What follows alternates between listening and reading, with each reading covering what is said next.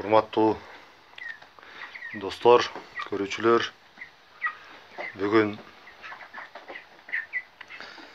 өзүбүздүн короодо өстүрүлүп жаткан эт багытындагы КОП 500 породасындагы жөжөлөр жөнүндө кичинекей тасма тартайлы деп чечтик. Бүгүн дем алыш күн. Ошо убакыт көп. Башында айтып коелу, бул видео үй шартында чакан үй бүлө үчүн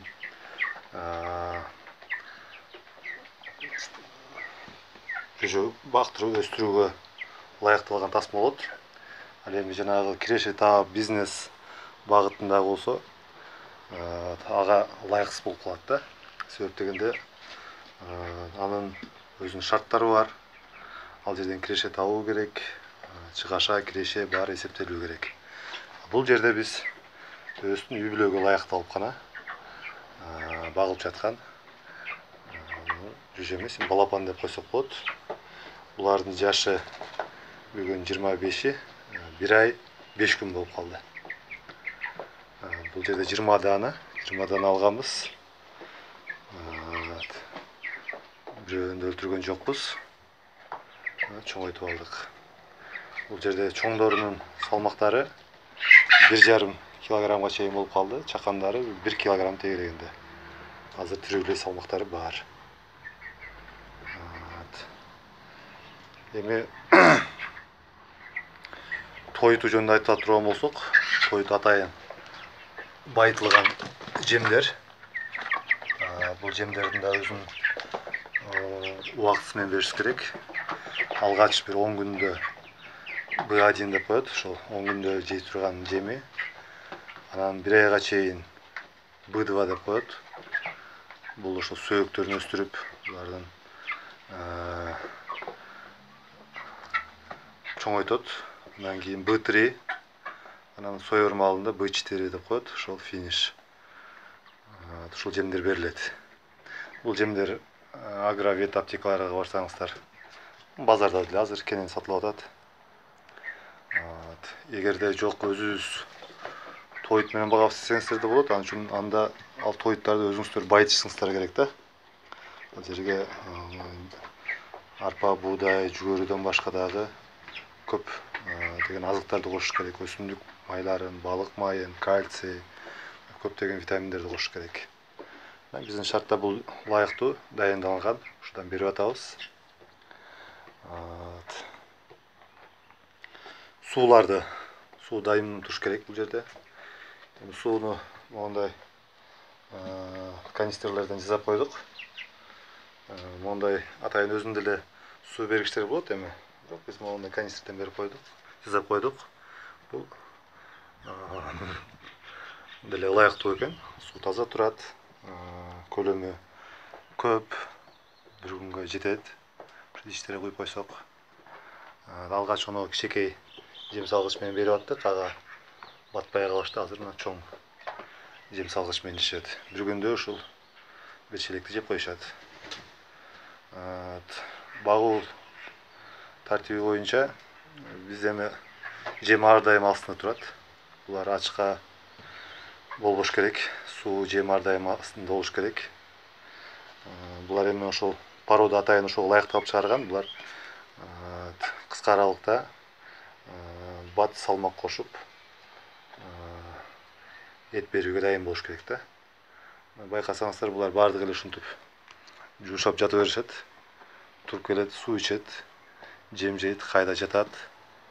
Анткени булардын салмактары да оор, буттарына дагы күч келип кетет. Ошондуктан булар ушундай тамактанышат. Эми айрымдарга айтыш мүмкүн. Бир ай, бир жумага бул салмактар аз деп. Мен ага кошулам. Аз болушу мүмкүн, бирок бул башында айткандай, бул өзүбүздүн үй бүлө үчүн. Биз мында киреше табайлы деген ой менен багып аткан жокпуз. Бизге эң негизгиси таза, даамдуу, майлуу, ширин эт керек. таза. Бул жерде эч кандай биз антибиотик же болбосо бир башка гормоналдык азыктарды колдонгон жокпуз. Өзүбүз жейбиз, балдарыбыз жейт. Бизге таза азык керек. Андыктан ушундай көк чөптөн үзүп келип байлап коебуз. Адан жешет. Кыскасы ушундай азыктануу боюнча. Мен бул видео тартып жатканымдын себеби азыр жай мезгили. Жакында мынакей күздө жакындап келип калат.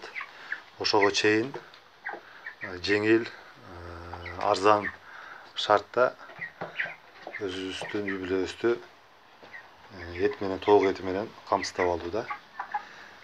Жай мезгилинин артыкчылыгы бул жерде короо деле багылып атат. Ал эми кыш мезгилинде бул жерде жылуулук болуш керек, сөзсүз жарыктандыруу болуш керек. Бир топ кошумча чыгашалар болот да. Бул жай мезгилинин артыкчылыгы мондай көк чөп болот. Өтө жылууланбаган мондай короонун ичинде эле баксаңыздар болот. Андыктан ошол мезгилди өткүзбөй, эгерде шартыңыздар, каалооңуздар болсо, ушундай тоок көжө алып өстүрүп, өзүңүздөр эт менен камсыздаңыздар. Бул жерден көрүп турасыздар, эмне жем берип атабыз, тазалыгы боюнча. Ал эми базардан же дүкөндөрдөн сатып алган эттерге кепилдик бере албайбыз. Ал кандай шартта өстүрүлдү, кандай азык берилди. Бул жерде өзүңүз үчүн таза багасыз. Саны боюнча дагы ошо 20 даана. Мындай эске алыш керек, бул канчалык чоңойгон сайын ошончолук тойтtu көп жеп баштайт. Ага да дайын болушуңуздар керек. Ошондуктан биз чакан үй бүлөгө ошо 20 даана багып атабыз.